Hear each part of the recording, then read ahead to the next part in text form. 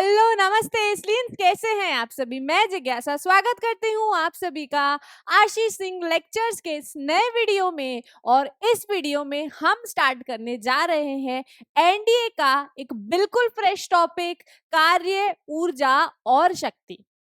इस सेगमेंट में मेनली हम कार्य के बारे में चर्चा करेंगे कि भौतिक विज्ञान में कार्य किसे माना गया है। भौतिक विज्ञान में क्यों? क्योंकि दैनिक जीवन में बहुत सारी ऐसी चीजें होती है जिन्हें हम कार्य बोल रहे हैं। मैं खड़े होकर के पढ़ा रही हूँ तो मैं कार्य कर रही हूँ, लेकिन मैं कार्य कर रही हूँ दैनिक जीवन के अनुसार। पर क्या मेरा पढ़ाना भौतिकी की नजर में कार्य है या नहीं है, वो आज हम इस लेक्चर में डिस्कस करने जा रहे हैं। तो कोई भी इंसान दैनिक जीवन में कोई भी काम करता है, मेरा पढ़ाना, आपका पढ़ना, किसी का लिखना, किसी का गाना, किसी का खाना बनाना, किसी का कपड़े धोना, किसी का दौड़ना, ये सब दैनिक जीवन में कार्य होते हैं। कुछ भी कर लो, कार्य कर रहा है। बात कर रहे हैं, रुक जा, भी काम कर रहे हैं ना, अपन से बोलते हैं कि रुको, बता रहे हैं उनको कुछ काम कर रहे हैं, तुम बाद में आना। तो लेकिन ये सब कार्य तो हमारे दैनिक जीवन के हिसाब से है। हम किसी भी कार्य को भौतिक विज्ञान के अनुसार कार्य कब कह सकते हैं? तब कह सकते हैं। एक सिचुएशन अज्यूम करेंगे हम यहाँ पर हम एक सिचुएशन लेंगे। इस सिचुएशन में हम मान लेते हैं कि हमारे पास में एक तल है और ये हमारा तल है, और इस तल पर एक गेंद पड़ी हुई है। क्या पड़ी हुई है? एक गेंद पड़ी हुई है इस तल पर।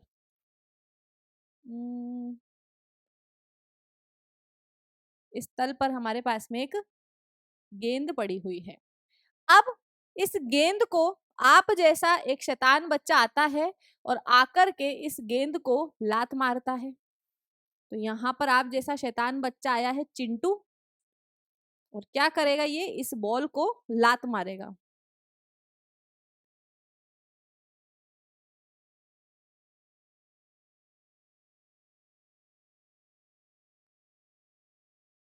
चिंटू की शक्ल बिगड़ गई। तो यहाँ पर ही चिंटू क्या करेगा? इस बॉल को लात मारेगा। अब जब चिंटू इस बॉल को लात मारता है तो ये क्या करता है? भाई एनर्जी होगी तभी लात मारेगा ना।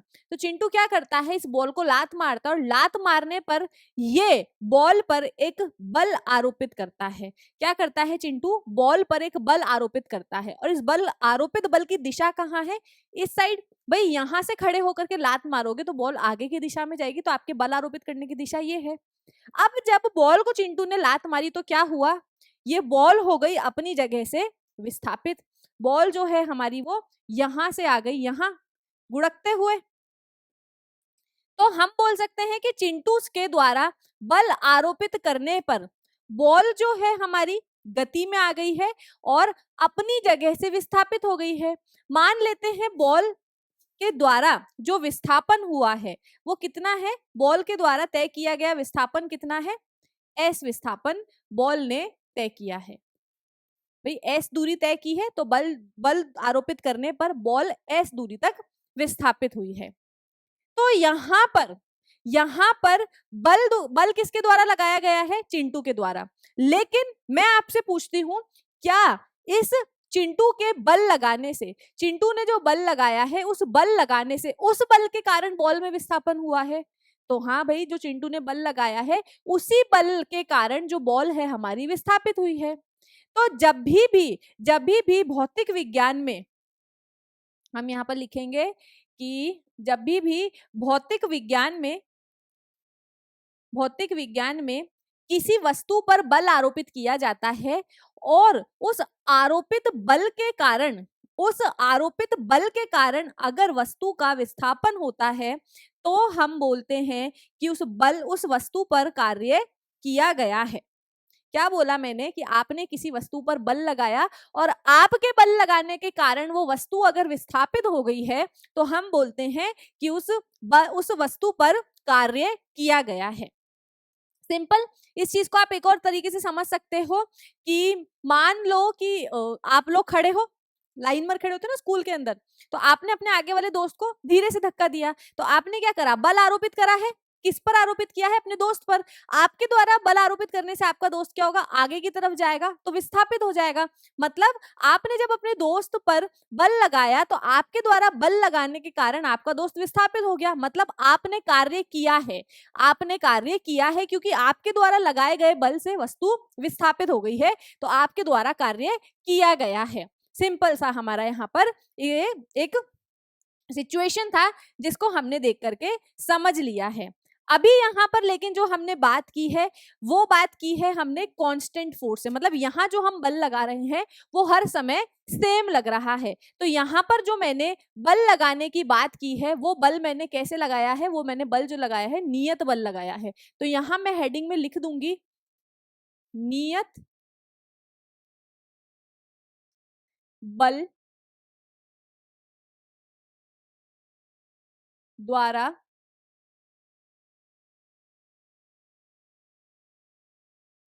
किया गया कार्य।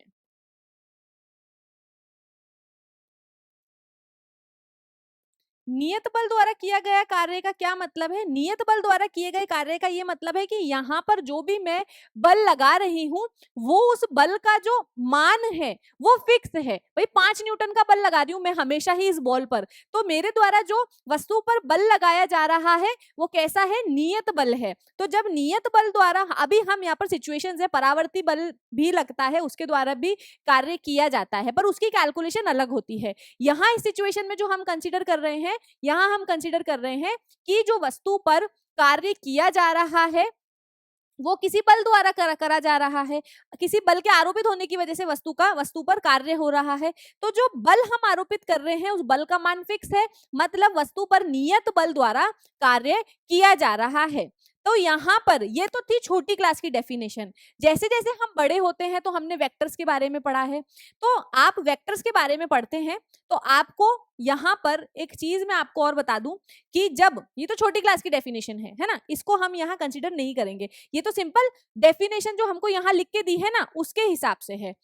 भौतिकी के अनुसार यदि किसी पिंड पर बल आरोपित हो तथा उसके परिमाण स्वरूप पिंड अपने स्थान से विस्थापित हो तो इस प्रक्रम में बल द्वारा कार्य किया जाता है। भाई जो आपने बल लगाया है उस बल के कारण वस्तु विस्थापित हो रही है, तो हम कह सकते हैं कि वस्तु पर कार्य किया गया है।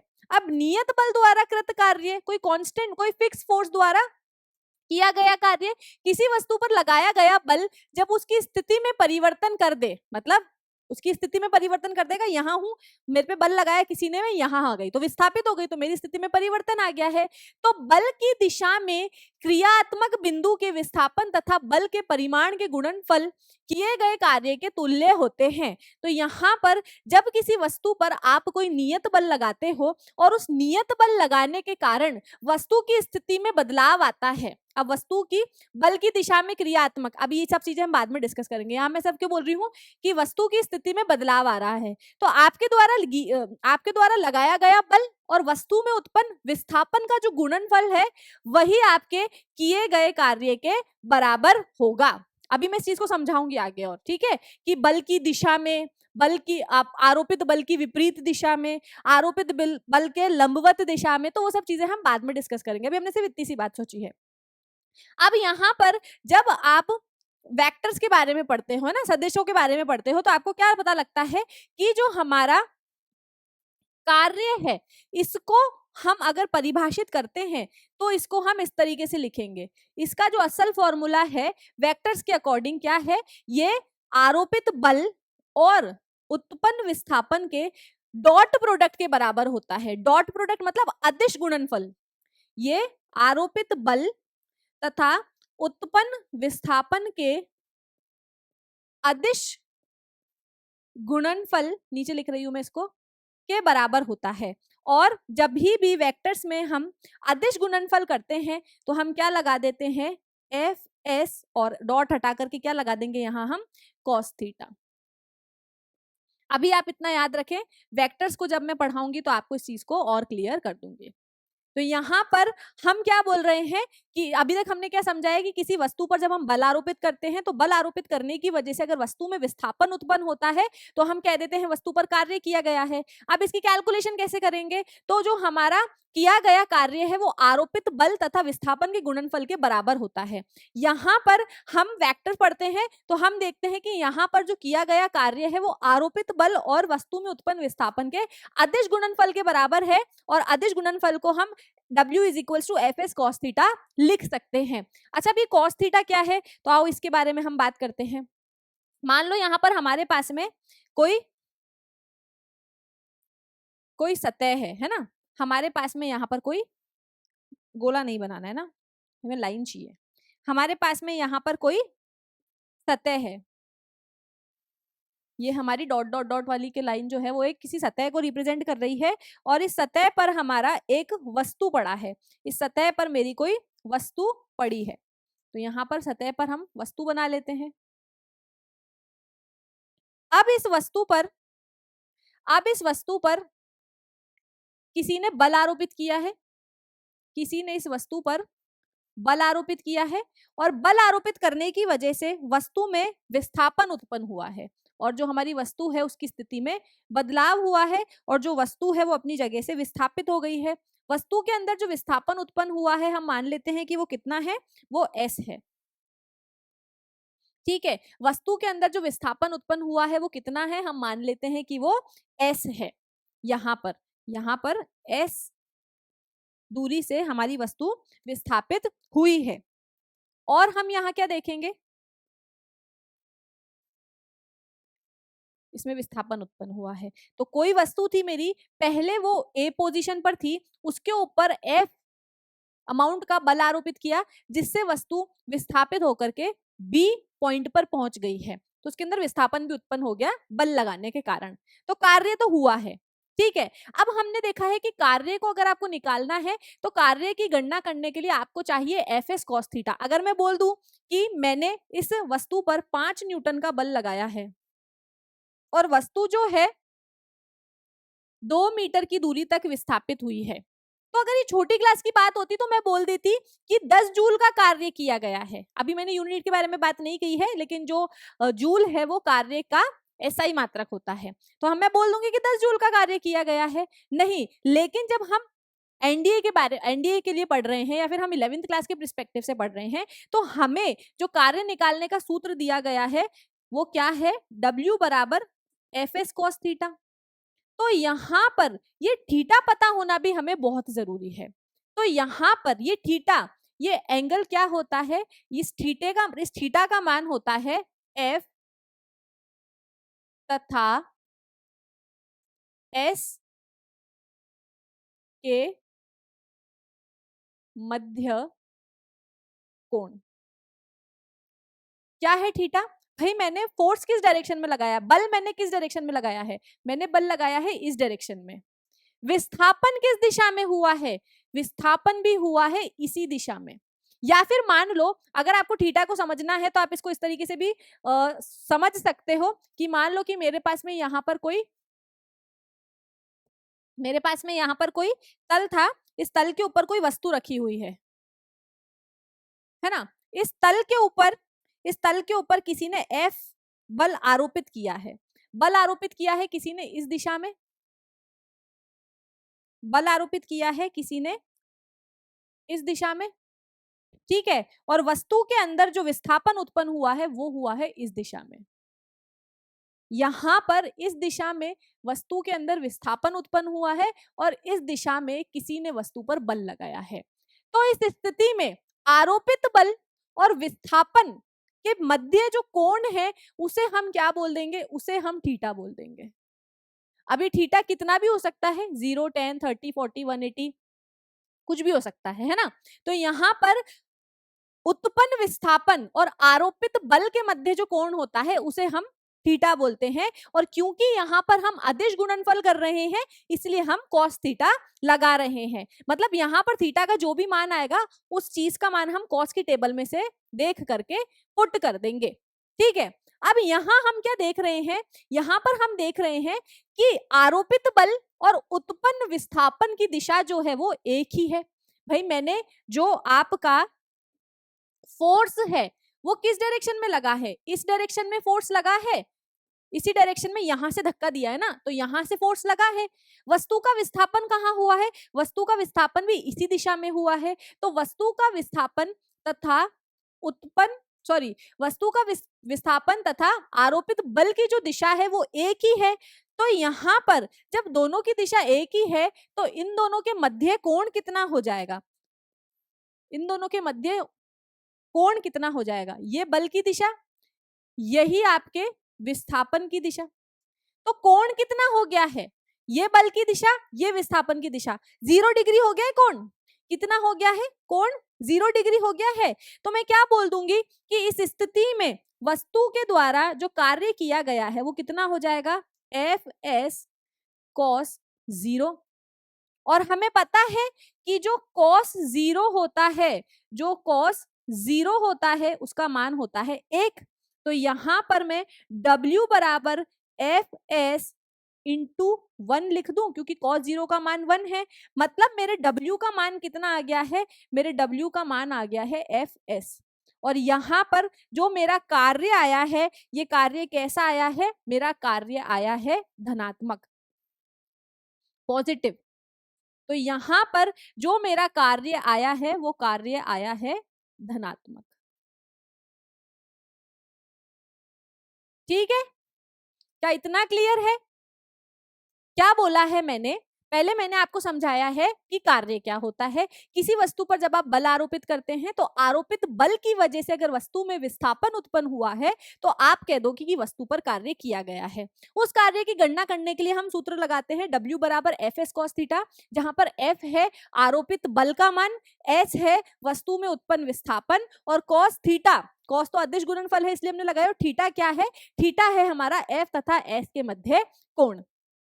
अब जब मैं किसी वस्तु के ऊपर, यहां पर इसको आप केस 1 मान लो, यहां पर जब मैं किसी वस्तु के ऊपर बल आरोपित करती हूं तो बल आरोपित करने की दिशा में ही अगर वस्तु में विस्थापन उत्पन्न होता है तो मैं क्या बोल दूंगी कि इस स्थिति में जो कार्य किया गया है वो कैसा है, धनात्मक कार्य है। क्यों, आरोपित बल, उत्पन्न विस्थापन, जो यहाँ पर थीटा जो थीटा है किसके बीच में, एस तथा एफ के मध्य, वो कितना है, 0 डिग्री है, और कॉस 0 का मान होता है 1। तो जब मैंने यहाँ पर वैल्यू पुट करी है तो यहाँ मैं क्या देख रही हूं कि जो मेरा कार्य आया है वो कैसा आया है, धनात्मक आया है। तो यहाँ पर हम एक इंपॉर्टेंट पॉइंट नोट करेंगे, यहाँ पर हम एक इंपॉर्टेंट पॉइंट नोट करेंगे जिसको हम नेक्स्ट स्लाइड पर लिखेंगे, केस 1 के लिए है ना, फॉर केस 1 क्या देखा है हमने, केस 1 से हमने क्या देखा है, यदि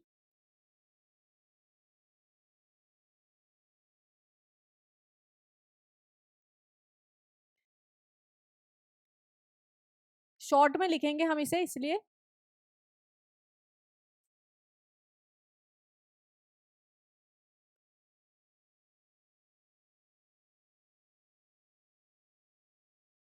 केस 1 से हमने क्या नोटिस करा है,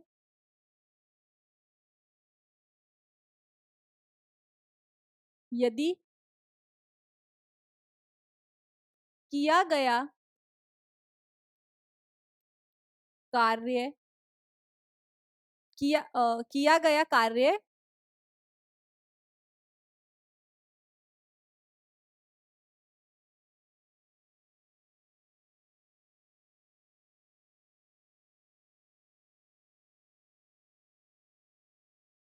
तो केस 1 के लिए हमने क्या नोटिस करा है, जब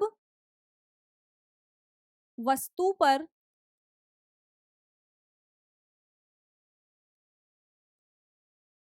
लगाया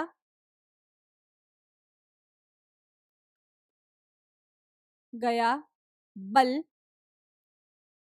तथा विस्थापन विस्थापन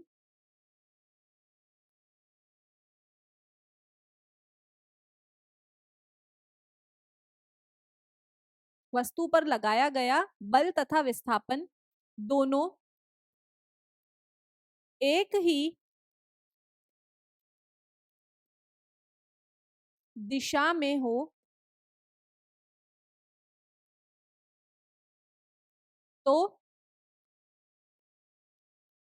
किया गया कार्य धनात्मक होगा। धनात्मक होगा। ठीक है, तो यहां पर हमने ये एक पॉइंट जो है वो नोट किया है कि जिस दिशा में बल लग रहा है, जिस जिस दिशा में बल लग रहा है उसी दिशा में विस्थापन हो रहा है। जिस दिशा में बल लग रहा है, इस बात को आप ऐसे भी लिख सकते हो, बल लग रहा है उसी दिशा में विस्थापन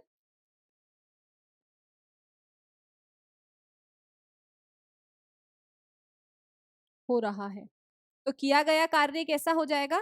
धनात्मक। सिंपल सा पॉइंट था, हमने नोट कर लिया है।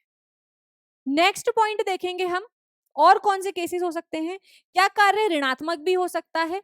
तो अब हम ऋणात्मक कार्य के लिए पढ़ेंगे। यहां हम एक और केस जो है वो अज्यूम कर रहे हैं।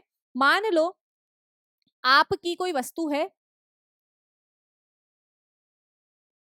इस वस्तु पर इस तल पर कोई वस्तु गति कर रही है। इस तल पर कोई वस्तु गति कर रही है।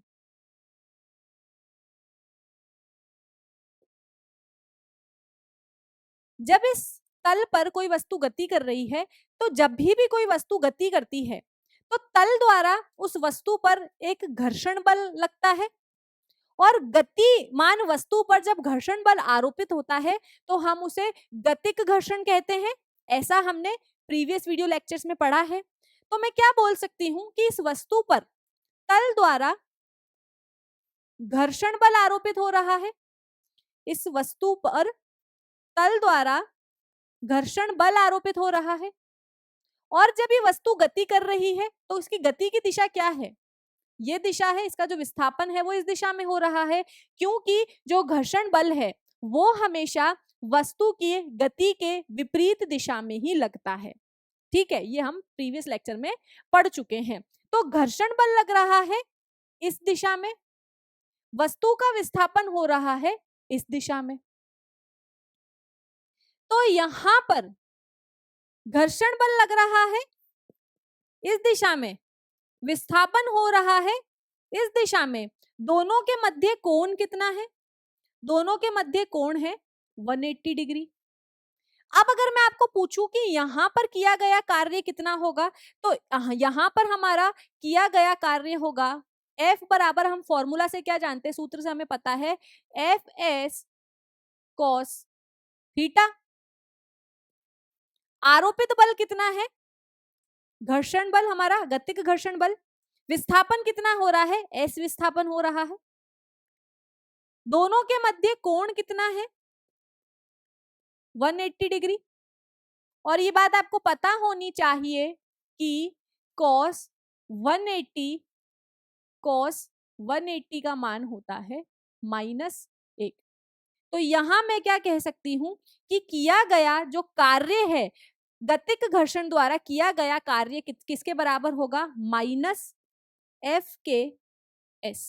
क्यों? क्योंकि यहाँ पर इसका मान 180 डिग्री है ना। एक स्टेप और लिख देते हैं हम यहाँ पर क्या हो जाएगा हमारा F(k)s, और यहाँ पर cos थीटा का मान हम -1 रखेंगे। तो किया गया कार्य किसके बराबर आ जाएगा? F(k)s और माइनस का। तो यहाँ हम क्या देख रहे हैं कि जो कार्य हुआ है वो कैसा है? ऋणात्मक कार्य है। कार्य कैसा हुआ है? ऋणात्मक। ऋणात्मक कार्य हुआ है हमारा यहाँ पर। तो ऋणात्मक कार्य हम क्या देख रहे हैं कि ऋणात्मक कार्य तब होता है, यहां पर हम केस 2 के लिए पॉइंट क्या नोट कर लेंगे, जब बल तथा विस्थापन, जब बल तथा विस्थापन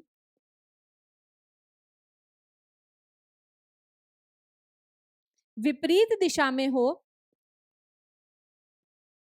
विपरीत दिशा में हो, तो किया गया कार्य ऋणात्मक होगा। यहां पर आपको एक बात क्या ध्यान रखनी है, हम बल को देखेंगे, जिस बल द्वारा वस्तु का विस्थापन हो रहा है, हम उस बल को देखेंगे। अभी इस वस्तु के ऊपर mg बल भी तो लग रहा होगा ना, अभी इस वस्तु पर गुरुत्वाकर्षण बल भी लग रहा होगा, लेकिन अभी मैं इस वस्तु की गति को, इस वस्तु पर जो कार्य हो रहा है, उस वस्तु के कार्य को मैं गुरुत्वाकर्षण बल के नजर से नहीं देख रही हूं। मैं इस वस्तु के अंदर जो विस्थापन उत्पन्न हुआ है, वो विस्थापन उत्पन्न होने का कारण कौन है? भाई हमने कोई एफ अमाउंट का बल लगाया होगा, तो उस एफ आरोपित बल से जो विस्थापन हुआ था, उससे उस एफ के लिए किया गया कार्य का अलग सूत्र होगा। अब जब ये वस्तु गति कर रही है तो उसके ऊपर गतिक घर्षण लग रहा है, तो गतिक घर्षण की वजह से इस वस्तु पर कितना कार्य हो रहा है, उसका मेरा मान अलग निकलेगा। क्यों? क्योंकि यहाँ पर आप बल के रेफरेंस में देख रहे हो कार्य को। ऐसे ही हम एक और केस देखेंगे यहाँ पर, ऐसे ही हम यहाँ पर एक और केस देखेंगे। मेरे पास में मान लो ये एक तल है, मेरे पास में मान लो यहाँ पर एक तल है, इस तल पर वस्तु पड़ी है, इस तल पर हमारे पास में एक वस्तु पड़ी है। मान लो इस वस्तु पर हमने बल आरोपित करके इसे, पहले से वस्तु जो है गतिमान है, ये जो वस्तु है हमारी गतिमान है, इस दिशा में जो वस्तु है हमारी गतिमान है, एस दूरी तक ये वस्तु जो है विस्थापित हो गई है। अब इस वस्तु के ऊपर गुरुत्वाकर्षण बल भी लग रहा होगा, और गुरुत्वाकर्षण बल कहाँ लगता है? नीचे की ओर लगता है। तो यहाँ पर जो गुरुत्वाकर्षण बल है, यहाँ पर जो गुरुत्वाकर्षण बल है और जो यहाँ पर वस्तु के अंदर विस्थापन उत्पन्न हुआ है, उन दोनों के मध्य कोण कितना है? उन दोनों के मध्य कोण है 90 डिग्री। उन दोनों के मध्य कोण है 90 डिग्री। तो यहाँ पर जब मैं अपना सूत्र लगाती हूं, कार्य का सूत्र लगाती हूं, W बराबर एफ एस कॉस थीटा। यहां पर थीटा का मान क्या है? यहां पर थीटा का मान है 90, तो मैं क्या बोल सकती हूं कि cos 90 का मान कितना होता है? 0। तो यहां पर हम क्या बोल सकते हैं कि एफ एस इंटू 0, तो किया गया कार्य कितना हो जाएगा मेरा? 0। किया गया कार्य कितना हो जाएगा? 0। यदि किसी वस्तु पर बल आरोपित हो रहा है और आरोपित बल की दिशा वस्तु के विस्थापन के लंबवत है, तो उस स्थिति में इस बल द्वारा किया गया वस्तु पर कार्य कितना हो जाएगा? 0 हो जाएगा। अगर आपने किसी वस्तु पर बल आरोपित किया है और बल आरोपित करने पर वस्तु जो है बल की दिशा में ही विस्थापित हो रही है, तो किया गया कार्य धनात्मक, जैसा कि हमने प्रीवियस स्लाइड में देखा था। भाई बल हमारा किस दिशा में लग रहा है? बल हमारा इस दिशा में लग रहा है, विस्थापन भी हमारा इस दिशा में हो रहा है। तो बल और विस्थापन अगर दोनों की दिशा सेम है, तो किया गया कार्य धनात्मक। बल आपका लग रहा है इस दिशा में और विस्थापन आपका हो रहा है इस दिशा में, तो बल की और विस्थापन की जो दिशा है वो दोनों एक दूसरे के विपरीत है। तो इस केस के अंदर जो कार्य किया जाएगा वो कैसा होगा? ऋणात्मक होगा। और अगर आपका बल लग रहा है इस दिशा में, मतलब, और विस्थापन हो रहा है इस दिशा में, मतलब जो बल और विस्थापन है दोनों के मध्य, अगर दोनों एक दूसरे के लंबवत है, दोनों के मध्य अगर 90 डिग्री का कोण है, तो इस स्थिति में जो कार्य होगा वो कितना हो जाएगा? 0 हो जाएगा।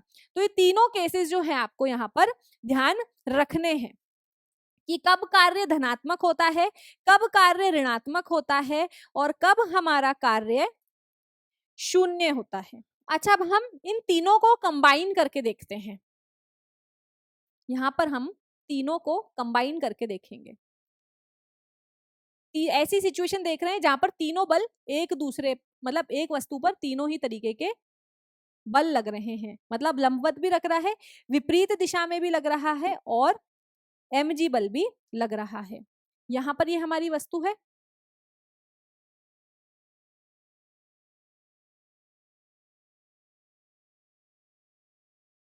यहाँ पर ये हमारी दूसरी वस्तु हो जाएगी, दूसरी वस्तु नहीं, इसी वस्तु पर हमने बल लगाया तो ये गतिमान हो जाएगी।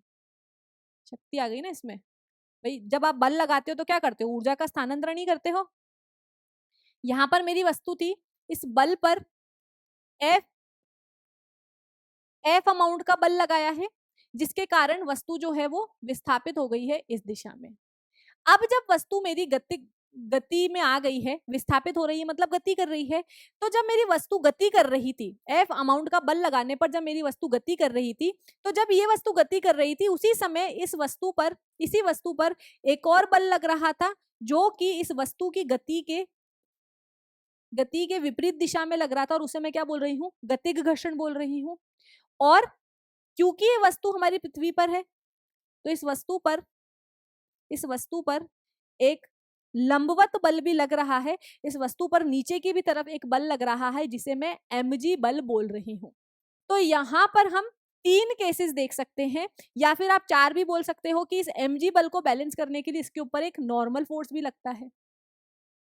अब यहां पर हम तीनों बल द्वारा कार्य देखेंगे। यहां पर हम देखेंगे F द्वारा किया गया कार्य, F द्वारा किया गया कार्य,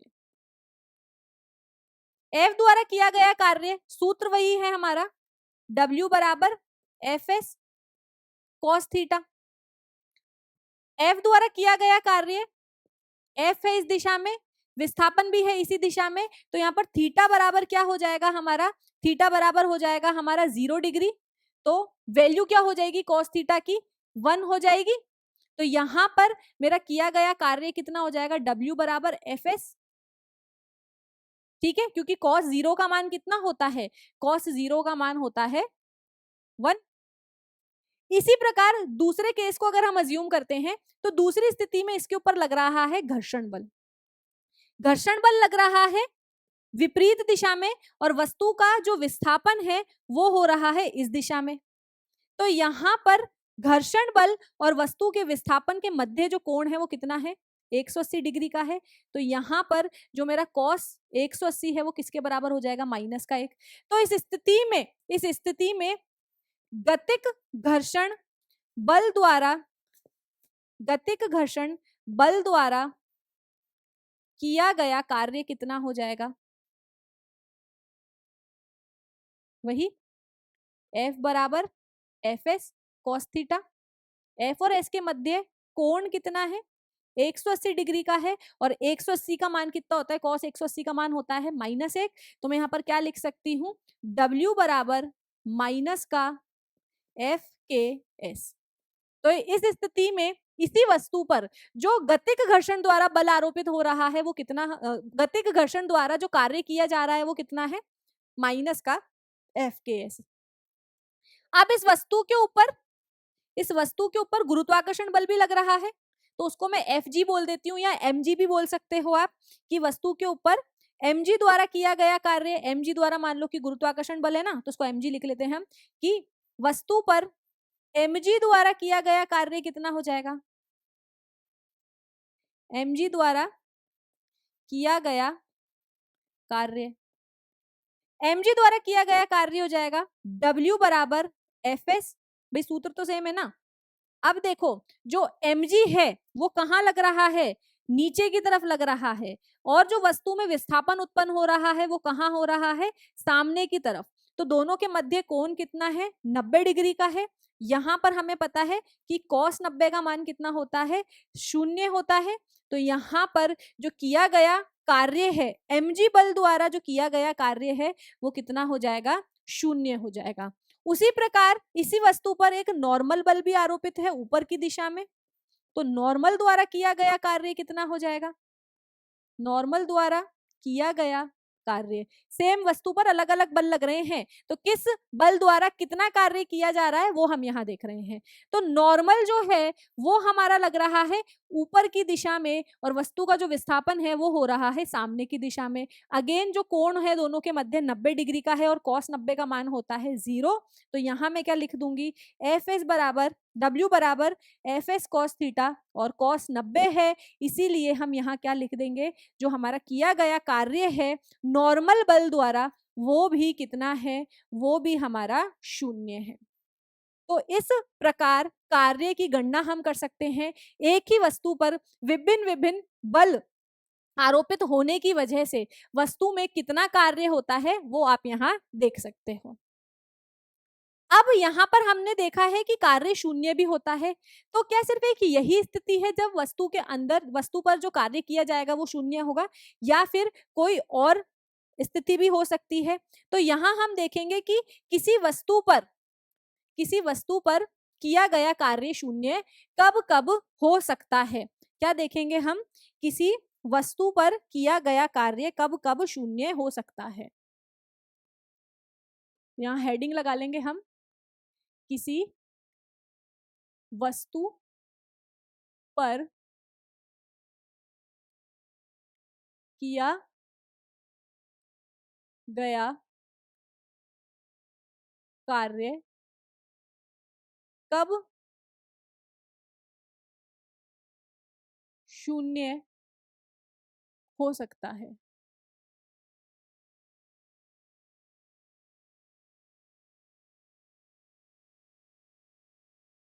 यहां अगर आप फॉर्मूला देखो कार्य का तो क्या है, याद ही हो गया होगा अब तक, तो W बराबर एफ एस कॉस थीटा। तो यहाँ पर जो कार्य किया जा रहा है वो 3 बातों पर निर्भर करता है, आरोपित बल पर, उत्पन्न विस्थापन पर, और विस्थापन और बल के मध्य कोण पर। इन तीनों बातों पर निर्भर कर रहा है। अगर हम देखें इसको डीपली ढंग से देखें तो हम देख रहे हैं कि तीनों चीजें आपस में मल्टीप्लाई हो रही है, एक दूसरे का गुणनफल है। तो यहाँ पर अगर इन तीनों में से कोई भी एक चीज 0 हो जाएगी तो मतलब किया गया कार्य वस्तु पर कितना हो जाएगा, 0 हो जाएगा। तो आपका किया गया कार्य कब कब 0 हो सकता है, जब वस्तु पर कोई बल आरोपित ही ना हो, तो आपका किया गया कार्य भी कितना हो जाएगा, 0 हो जाएगा।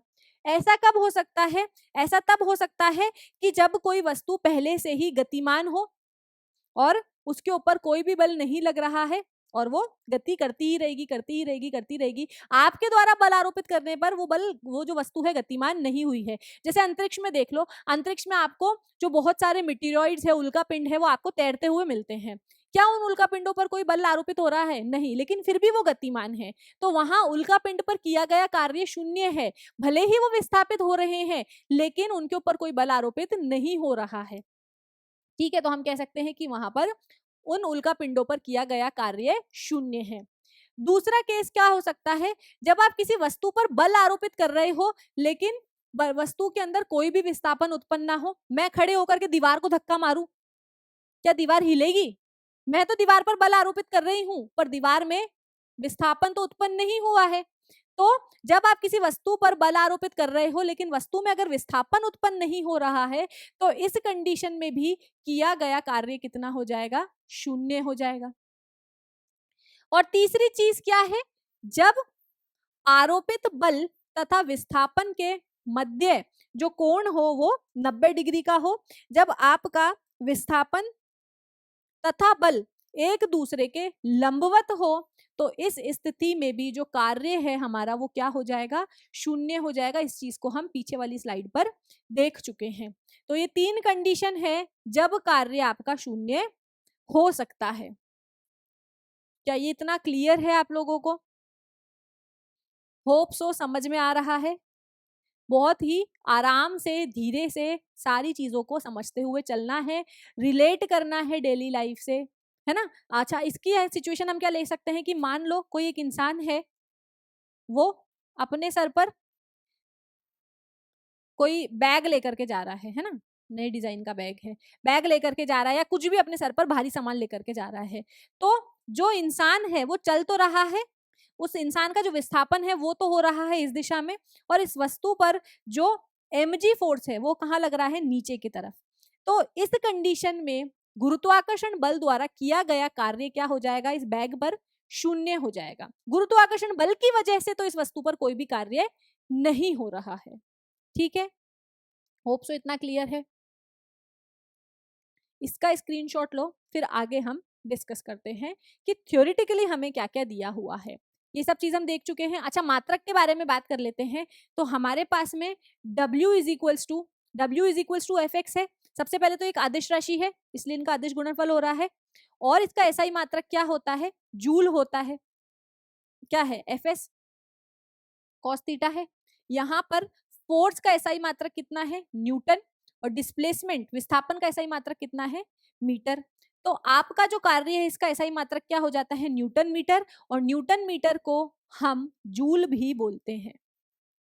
तो जो हमारा कार्य है उसका एसआई मात्रक क्या होता है? जूल होता है उसका एसआई मात्रक। और इसका सीजीएस मात्रक क्या होता है? सीजीएस मात्रक कितना हो जाएगा? सीजीएस मात्रक, फोर्स का जो सीजीएस मात्रक होता है वो डाइन होता है। और विस्थापन का जो सीजीएस मात्रक है वो सेंटीमीटर होता है। और डाइन सेंटीमीटर को इकट्ठे हम अर्ग बोल देते हैं। तो जो हमारा वर्क है उसका सीजीएस मात्रक क्या हो जाएगा? अर्ग हो जाएगा। और उसका जो एसआई मात्रक है वो कितना हो जाएगा? जूल हो जाएगा। क्या हो जाएगा? जूल हो जाएगा। ये उसका सीजीएस मात्रक है।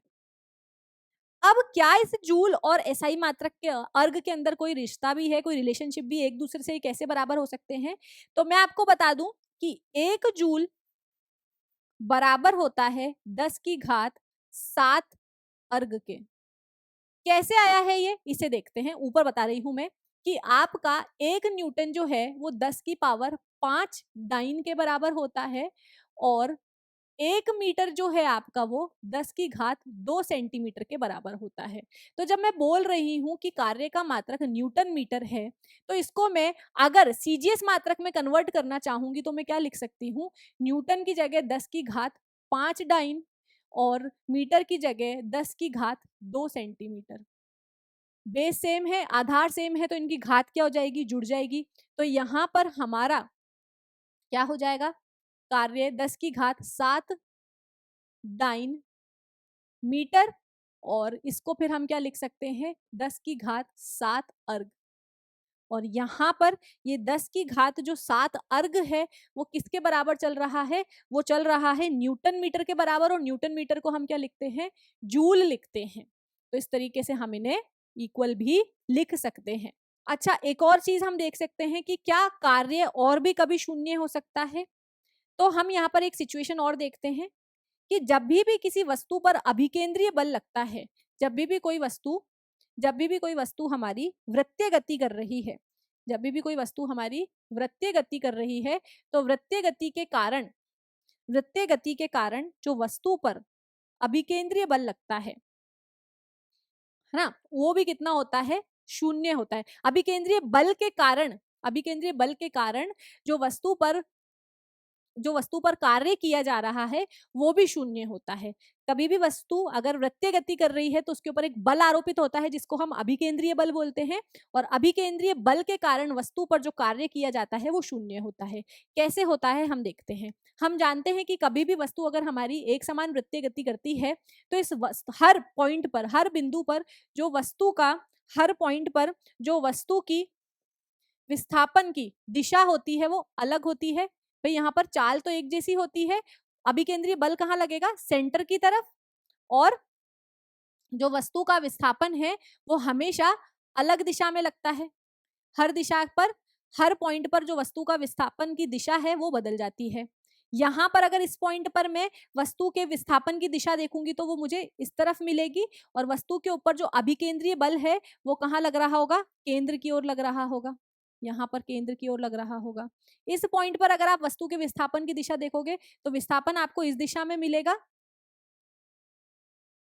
और वस्तु के ऊपर जो अभिकेंद्रीय बल है वो केंद्र की ओर लग रहा होगा। इस पॉइंट पर देखो तो विस्थापन की दिशा ये है, अभिकेंद्रीय बल सेंटर की तरफ लग रहा है। यहाँ देखोगे वस्तु के विस्थापन की दिशा ये है और जो अभिकेंद्रीय बल है हमारा वो कहाँ लग रहा है? सेंटर की तरफ लग रहा है, केंद्र की तरफ लग रहा है। तो यहाँ पर इस केंद्र की तरफ क्या लग रहा है, अभिकेंद्रीय बल।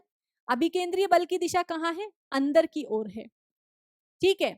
और वस्तु का जो विस्थापन की दिशा है वो ये है, ये वस्तु के विस्थापन की दिशा है।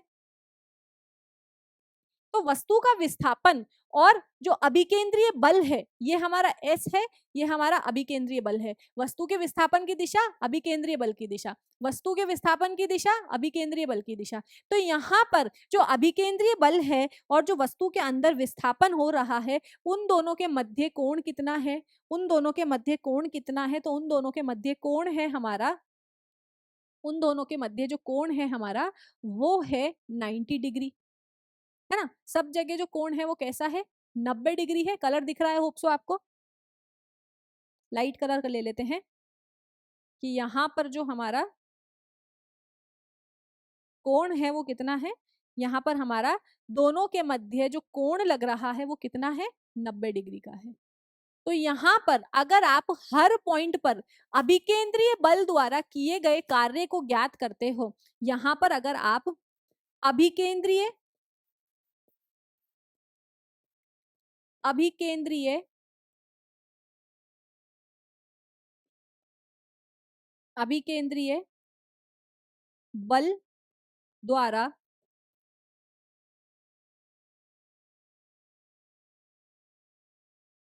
अभिकेंद्रीय बल द्वारा किया गया कार्य कितना हो जाएगा, यहाँ कितना हो जाएगा भाई, W बराबर एफ एस कॉस थीटा। बल तथा विस्थापन के मध्य जो कोण है वो कितना है, 90 डिग्री का। और हम जानते हैं कि जो कॉस 90 है वो 0 के बराबर होता है। तो यहाँ पर अभिकेंद्रीय बल द्वारा जो किया गया कार्य है वो कितना हो जाएगा, शून्य हो जाएगा। अभिकेंद्रीय बल द्वारा किया गया कार्य कितना हो जाएगा, शून्य हो जाएगा। क्योंकि वस्तु पर m द्रव्यमान की जो वस्तु है उसके ऊपर जो अभिकेंद्रीय बल लग रहा है वो लग रहा है केंद्र की ओर, और जो वस्तु के विस्थापन की दिशा है वो बल के लंबवत है। इसलिए अभिकेंद्रीय बल द्वारा किया गया कार्य भी क्या हो जाएगा, हमारा शून्य हो जाएगा। इस चीज का हमें यहाँ ध्यान रखना है। तो यहाँ हम क्या समराइज कर सकते हैं, यहाँ हम 3 पॉइंट्स को समराइज कर सकते हैं जो हमने अभी तक पढ़ा है कि जब भी किसी वस्तु पर कार्य होता है तो कार्य को हम इस सूत्र से फाइंड आउट कर सकते हैं, निकाल सकते हैं। अगर वस्तु तथा वस्तु में उत्पन्न विस्थापन के मध्य जो कोण है वो 0 डिग्री का लगता है, तो इस केस के अंदर वस्तु पर किया गया कार्य कैसा होगा, धनात्मक। अगर वस्तु पर आरोपित बल तथा वस्तु के अंदर उत्पन्न विस्थापन के मध्य कोण अगर 180 डिग्री का होगा तो वस्तु पर किया गया कार्य कैसा हो जाएगा, ऋणात्मक। तीसरी चीज हम क्या देखेंगे, अगर वस्तु पर आरोपित बल तथा वस्तु के अंदर उत्पन्न विस्थापन के मध्य अगर कोण 0 डिग्री का हो जाएगा तो यहां हमारा कार्य कितना हो जाएगा, शून्य। यहाँ हमारे कुछ पॉइंट है। और एक हम चीज क्या देख सकते हैं, अगर कोई वस्तु पहले से ही गतिमान है, हमने उसके ऊपर कोई बल आरोपित नहीं किया है, पहले से ही वो वस्तु गतिमान है, तो अगर आप किसी वस्तु पर बल नहीं लगाते हो फिर भी उस वस्तु के अंदर अगर विस्थापन है तो आपके द्वारा उस वस्तु पर किया गया कार्य क्या हो जाएगा, शून्य हो जाएगा। मान लो कोई बॉल है, मैं ग्राउंड में गई, वो लुढ़कती हुई थी, तो मेरे द्वारा तो बल आरोपित किया नहीं गया है ना उस बॉल पर, मतलब मैंने मैंने बल, और बॉल पहले से मूव कर रही है, पहले से ही बॉल मूव कर रही है, मैं तो बस खड़े होकर के देख रही हूँ कि हाँ भाई बॉल गुड़क रही है। तो मेरे द्वारा बॉल के ऊपर कितना बल आरोपित किया गया है, शून्य। मतलब मेरे द्वारा बॉल पर कार्य कितना किया गया है, शून्य। तो यहाँ पर ये सिचुएशन आप देख सकते हो, बिल्कुल इजी। दूसरा क्या है, मैं खड़ी होकर के दीवार को धक्का लगा रही हूँ, दीवार तो ठस से मस नहीं हुई है, तो इस स्थिति में भी मेरे द्वारा किया गया कार्य कितना हो जाएगा, 0 हो जाएगा।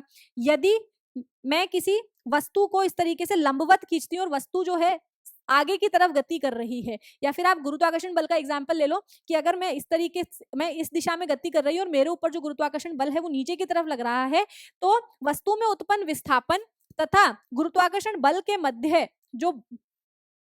जो कोण है वो कितना है, 90 डिग्री का है। तो इस स्थिति में भी जो आपके द्वारा किया गया कार्य है वो कितना हो जाएगा, शून्य हो जाएगा। तो ये तो था आपका कार्य। एक आपका परिवर्ती कार्य भी होता है। परिवर्ती कार्य के अंदर क्या होता है, परिवर्ती कार्य के अंदर आप जो बल आरोपित कर रहे हैं वो बार बार बदल रहा है। परिवर्ती कार्य के अंदर क्या होता है, परिवर्ती कार्य में क्या होता है, जो आरोपित बल है वो नियत नहीं रहता है। आरोपित बल जो है वो नियत नहीं होता है, बार बार बल का मान जो है बदल रहा है। जैसे मैं यहाँ पर खड़ी हूँ तो मेरे ऊपर 10 न्यूटन का बल लग रहा है, थोड़ा सा आगे गई तो मेरे ऊपर 12 न्यूटन का बल लग रहा है, फिर थोड़ा सा आगे गई तो मेरे ऊपर 15 न्यूटन का बल लग रहा है। तो इस तरीके से जब किसी वस्तु पर आरोपित बल का मान बदलता रहता है तो वस्तु पर किया गया कार्य कैसा हो जाता है, परिवर्ती कार्य हो जाता है। और परिवर्ती कार्य को निकालने के लिए हम समाकलन करते हैं और वहां पर हम इस सूत्र का इस्तेमाल करते हैं, W बराबर F डॉट dx। अब ये कैसे आता है, क्यों आता है, इस चीज को मैं यहाँ डिस्कस नहीं कर रही हूँ क्योंकि ये जो टॉपिक है आपके सिलेबस में नहीं है। स्टिल अगर कहीं से गलती से क्वेश्चन बन जाए तो हमें आना चाहिए, इसीलिए मैंने आपको ये नोट करा दिया है। यहाँ पर dx क्या है, मान लो आपकी कोई वस्तु है, ये यहाँ पर वस्तु का विस्थापन है और यहाँ पर ये बल है। वस्तु के ऊपर जो कार्य हो रहा है वो इस तरीके से हो रहा है, तो यहाँ पर कम बल लग रहा है, जैसे जैसे आप जा रहे हो वैसे वैसे वस्तु के ऊपर आरोपित बल जो है वो बढ़ता जा रहा है। तो यहाँ पर मैं क्या करूंगी, बहुत छोटे से हिस्से पर वस्तु पर जब बल लग रहा है तो उस छोटे से बल द्वारा वस्तु के अंदर कितना विस्थापन उत्पन्न हो रहा है मैं पहले वो निकाल लूंगी और फिर उसका समाकलन कर दूंगी। तो वस्तु के ऊपर आरोपित जो परिवर्ती कार्य है उसका मान मुझे यहाँ पता लग जाएगा। अगेन मैं बोल रही हूँ कि उसको हम ज्यादा डिटेल में नहीं देख रहे हैं क्योंकि हमारे सिलेबस में नहीं है। इससे रिलेटेड आप चाहो तो एक एग्जाम्पल कर सकते हो कि मान लो आपकी कोई वस्तु है, एक एग्जाम्पल हम देख लेते हैं, अगर पूछ ले गलती से तो हमें आना चाहिए और हम इसे और भी डिस्कस कर लेंगे अगर हमारे डेप्थ में आएगा तो। हमारे पास में क्या है, परिवर्ती बल द्वारा किया गया कार्य कितना हो जाता है, समाकलन करेंगे हम एक्स आई एफ आई, मतलब जहां से जहां तक बल, जहां से लेकर जहां तक विस्थापित हुई है उस विस्थापन के मध्य बल के ऊपर कितना, वस्तु के ऊपर कितना बल लगा है।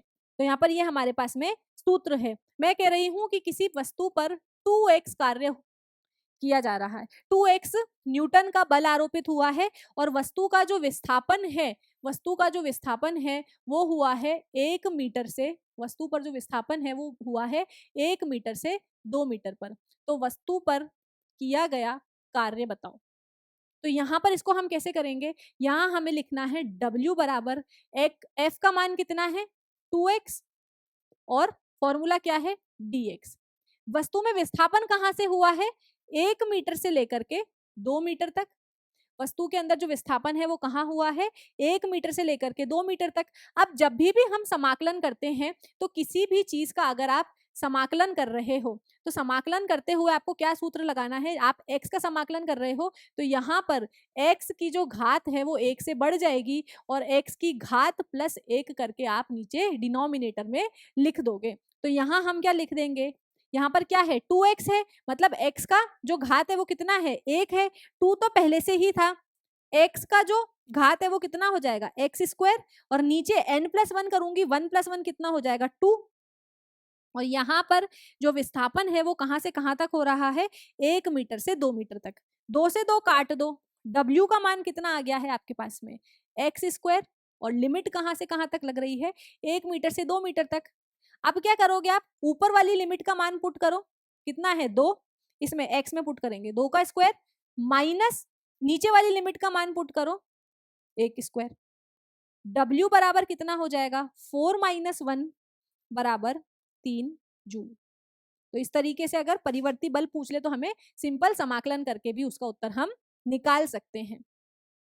होप सो ये पॉइंट आपका क्लियर है।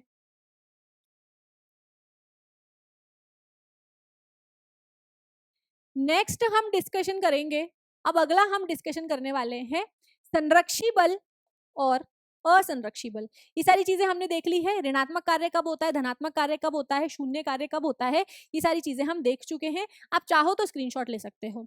यहाँ पर हम देखेंगे संरक्षी बल के बारे में। देखो आपको यहाँ पर 2 केसेस अज्यूम करने हैं। पहले तो इसकी डेफिनेशन पढ़ लेते हैं ताकि आपको आइडिया रहेगी मैं कर क्या रही हूँ, है ना, नहीं तो कंफ्यूज होते रहोगे। वे बल जिनके द्वारा कण को एक बिंदु से दूसरे बिंदु तक विस्थापित करने में किया गया कार्य उस पथ पर निर्भर नहीं करता है जिसके द्वारा वस्तु को विस्थापित किया गया है। क्या बोल रहा है कि मान लो मैं कण को विस्थापित कर रही हूँ, इस कण को विस्थापित करना है मुझे यहां से यहां तक, ठीक है। यहां पर मेरे पास में एक कण है, ये वस्तु है, इस वस्तु को मुझे लेके जाना है ए से बी तक। तो ए से बी तक इस वस्तु पर, उस वस्तु को ए से बी तक ले जाने के लिए मेरे पास में दो रास्ते हैं। या तो मैं ए से बी तक इस तरीके से ले जाऊं, सीधा ए से वस्तु को बी तक ले जाऊं, या फिर दूसरा रास्ता क्या है कि मैं पहले मैं वस्तु को ए से सी तक लेकर जाऊं, फिर वस्तु को मैं सी से बी पर लेकर जाऊं, ठीक है। तो यहाँ पर वस्तु पर बल आरोपित करके मैं कोई ना कोई कार्य करूंगी। तो वस्तु पर जो आप बल आरोपित कर रहे हो वस्तु को एक बिंदु से दूसरे बिंदु तक ले जाने के लिए, अल्टीमेटली आपको वस्तु को ले जाना कहाँ है, ए से बी तक। या तो आप डायरेक्ट ले जाओ, या फिर आप क्या कर सकते हो, पहले वस्तु को सी तक ले जाओ, फिर सी से वस्तु को बी पर ले जाओ। अल्टीमेटली आपको प्रारंभिक बिंदु और अंतिम बिंदु के बीच में वस्तु को विस्थापित करना है। तो इनिशियल पॉइंट से, प्रारंभिक बिंदु से अंतिम बिंदु तक वस्तु को ले जाने के लिए आपके पास में अलग अलग रास्ते होते हैं। तो आप किस रास्ते से बल आरोपित करके उस वस्तु को विस्थापित कर रहे हो, है ना, किस रास्ते से वस्तु को विस्थापित करने के लिए आप बल आरोपित कर रहे हो, तो उस स्थिति में जो किया गया कार्य है, उस स्थिति में जो लगाया गया बल है, वो बल डिपेंड नहीं करेगा आपके पथ पर। आपके पथ पर ये बल निर्भर नहीं करता है। कैसे, इसको थोड़ा हम एग्जाम्पल के तौर पर समझेंगे तो हमें ज्यादा समझ में आएगा। यहाँ पर अभी तक हमने क्या समझा है कि किसी भी वस्तु को अगर आप एक बिंदु से दूसरे बिंदु तक विस्थापित कर रहे हो, तो एक बिंदु से दूसरे बिंदु तक विस्थापित करने के लिए आपने जो कार्य किया है वह कार्य पथ पर निर्भर नहीं कर रहा है। वह जो कार्य है हमारा पथ पर निर्भर नहीं कर रहा है, जो हमारा कार्य है वो पथ पर निर्भर नहीं कर रहा है। तो ऐसे कार्यों, ऐसे बलों को हम क्या बोलते हैं, संरक्षी बल जो है हम वहां पर कहते हैं। कि जब आप किसी वस्तु को विस्थापित कर रहे हो और वस्तु को विस्थापित करने के लिए आप किस मार्ग से जा रहे हो, और उस वस्तु को विस्थापित करने के लिए जब आप किसी भी रास्ते से जा रहे हो, तो उस वस्तु को विस्थापित करने पर रास्ता अलग अलग होने पर भी जो आपका कार्य है उसका मान नहीं बदल रहा है। कैसे, मान लो इस वस्तु को ए से बी तक ले जाने के लिए मैंने जो कार्य किया है वो है 10 जूल का। अब इस वस्तु को मैं इस रास्ते से भी तो ले जा सकती थी, पहले ए से सी तक, फिर सी से बी तक। अगर मैं वस्तु को इस रास्ते से लेकर के गई हूं, कि पहले ए से सी फिर सी से बी तक, तो इस रास्ते से ले जाने पर भी मेरा जो कार्य आया है वो कितना आया है, 10 जूल का। तो यहाँ पर वस्तु को एक बिंदु से दूसरे बिंदु तक विस्थापित करने के लिए मैंने जो कार्य किया है वो वस्तु के पथ पर निर्भर नहीं करता है। कोई सा भी पथ लो, किए गए कार्य का मान जो है वो बराबर आ रहा है।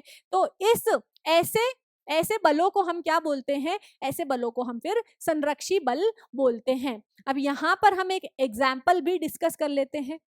वैसे एग्जाम्पल आपका हो गया है, डेरिवेशन जो है आपका इसका सिलेबस में नहीं है, लेकिन फिर भी मैं आपको एक एग्जाम्पल बता देती हूँ।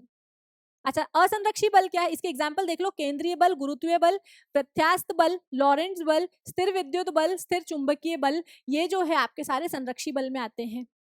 इन बलों के द्वारा किसी कण या वस्तु को एक पूर्ण चक्र या बंद पथ में घुमाने पर किया गया कुल कार्य शून्य होता है। अगर आप क्या कर रहे हो कि आप कोई वस्तु है उसको ए से बी तक ला रहे हो और उस वस्तु को वापस बी से ए तक ला रहे हो, तो वस्तु को ए से बी तक ले जाने के लिए जो कार्य किया गया है और वस्तु को बी से वापस ए तक लाने के लिए जो कार्य किया गया है, दोनों का मान जो होगा आपका हमेशा क्या रहेगा, शून्य रहेगा, हमेशा शून्य रहेगा। अभी एग्जाम्पल की मदद से भी समझते हैं, लेकिन पहले पॉइंट्स देख लेते हैं। अब यहाँ पर हम संरक्षी बल को देख रहे हैं कि आपके पास में यहाँ पर दो ऑप्शन है।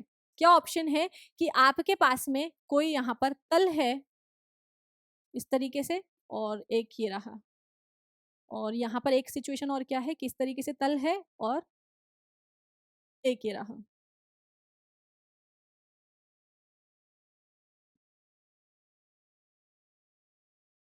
दोनों के मध्य जो कोण है वो कितना है, दोनों के मध्य जो कोण है वो है थीटा।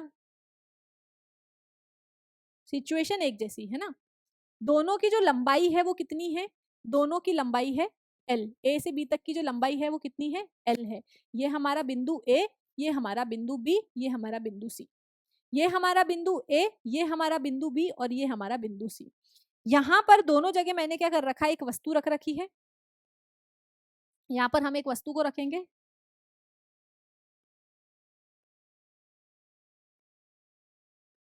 यहाँ पर हम एक वस्तु को रखने वाले हैं और इसे घुमा करके हम रख देते हैं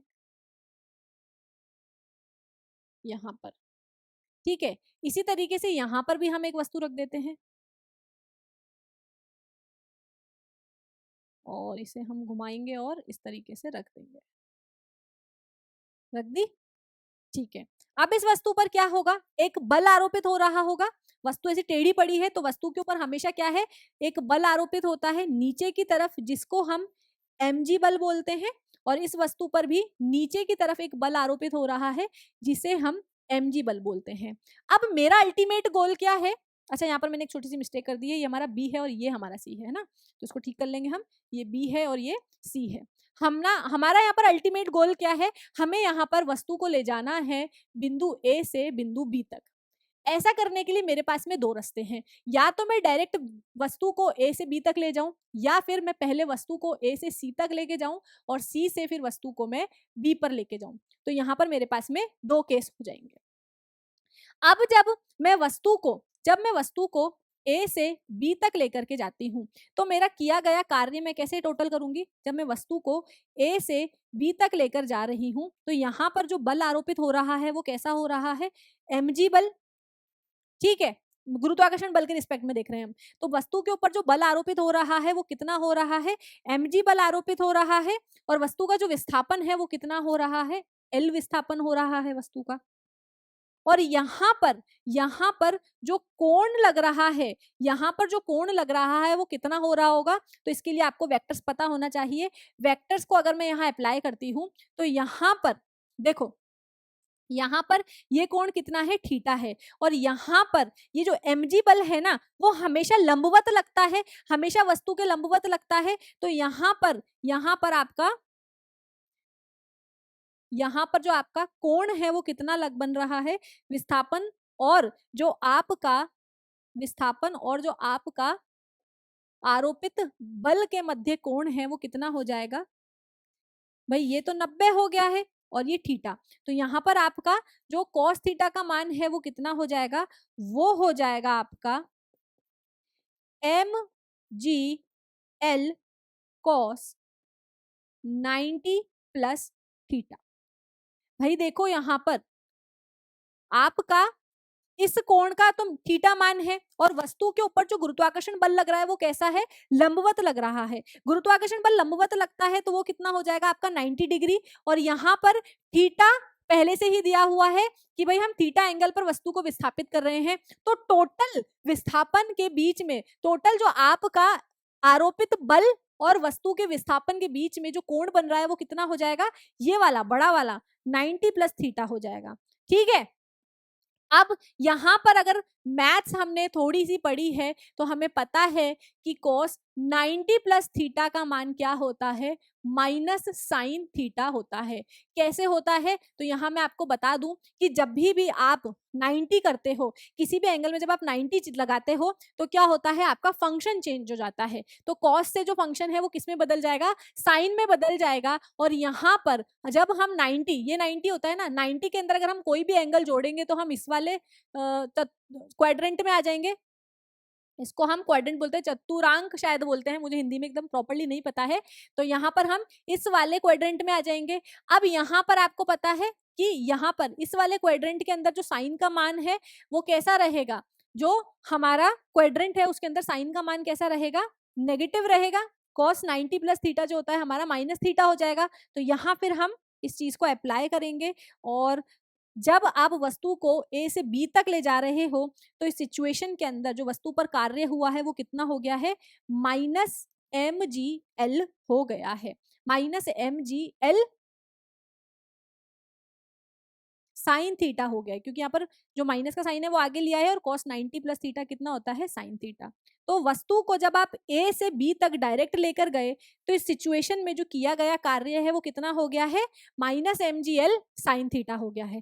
अब दूसरा कंडीशन क्या है कि मैं वस्तु को कैसे ले जा सकती हूँ, मैं पहले वस्तु को ले जा सकती हूँ ए से सी पर, और फिर वस्तु को ले जा सकती हूँ मैं सी से बी पर। तो ए से सी पर जब मैं वस्तु को ले जा रही हूं, तो ए से सी पर जब मैं वस्तु को ले जा रही हूं तो वस्तु का विस्थापन ऐसे होगा, ठीक है, और वस्तु के ऊपर जो लंबवत बल है, वो जो बल है वो लंबवत लग रहा है। और मैं देख रही हूं कि जब आप वस्तु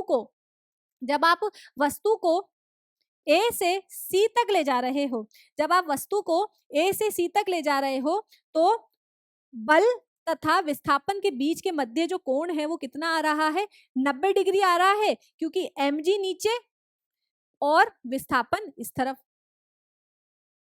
और हम जानते हैं कि जब भी आपका आरोपित बल और विस्थापन जो उत्पन्न हुआ है उन दोनों के मध्य अगर थीटा 90 डिग्री है, तो इस स्थिति में जो किया गया कार्य है वो कितना हो जाएगा, शून्य हो जाएगा। तो यहाँ पर मैंने वस्तु को जब ए से सी तक ले जाने के लिए जो कार्य किया है वो मेरा कितना हो जाएगा, शून्य हो जाएगा।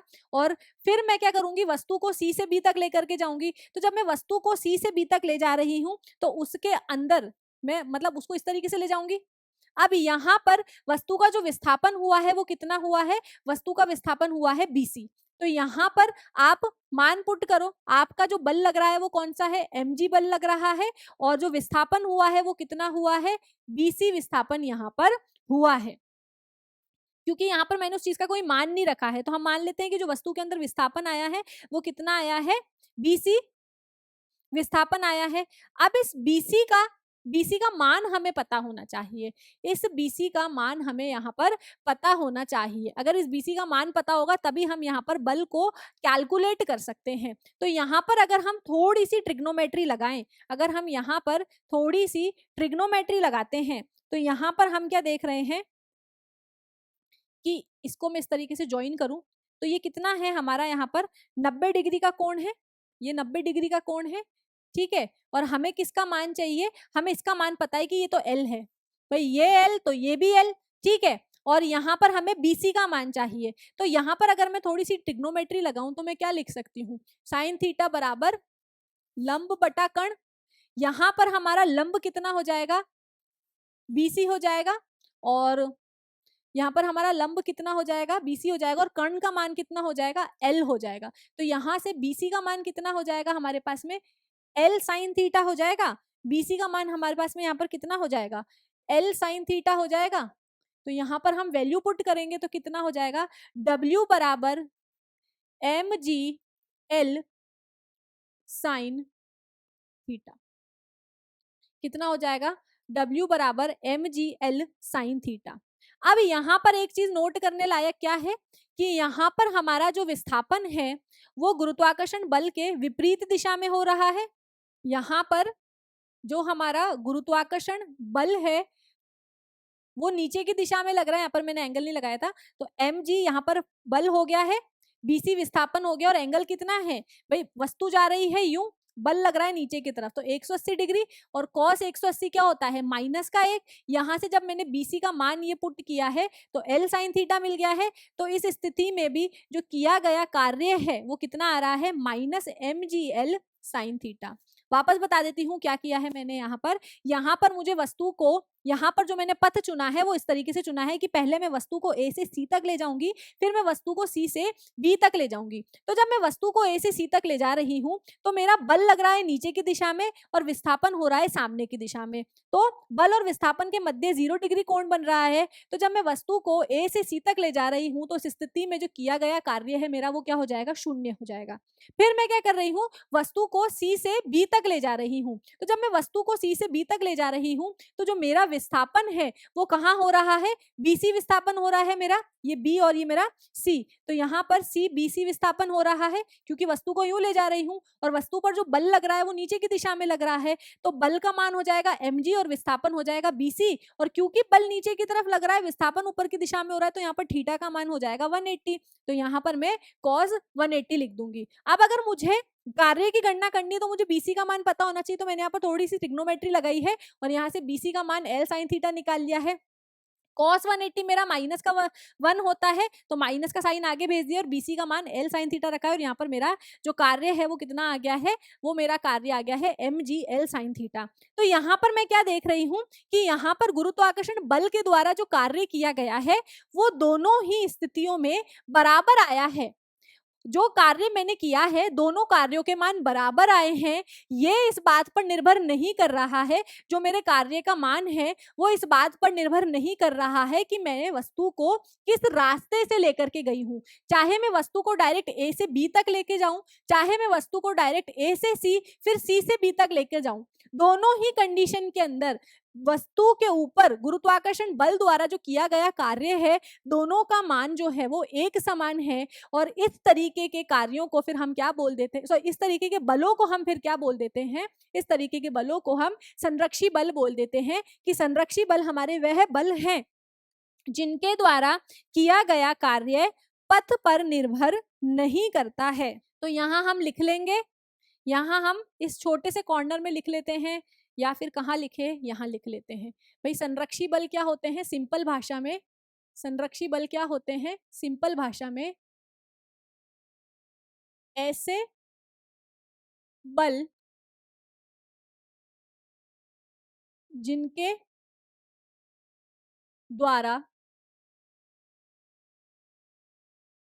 किए गए कार्य का मान पथ पर निर्भर नहीं करता है, पथ पर निर्भर नहीं करता है, वह बल हमारे संरक्षी बल कहलाते हैं। बिल्कुल सिंपल छोटी सी डेफिनेशन थी, लिख दी है, इसको ठीक से लिख लेंगे हम किए को।